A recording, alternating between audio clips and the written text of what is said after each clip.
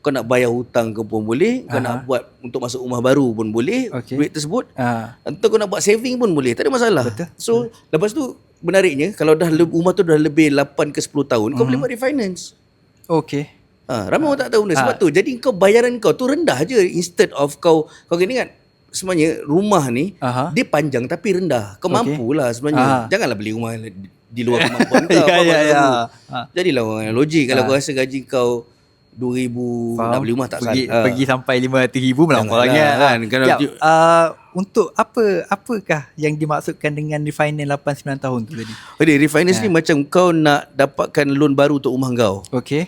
Jadi kalau dah, contohnya bila kau dah bayar 8 ke 10 tahun tu, 8 tahun ke 10 tahun tu, jadi bayaran kau tu tinggal sikit lah. Okay. So kau nak refinance balik dengan harga rumah yang baru. Okay.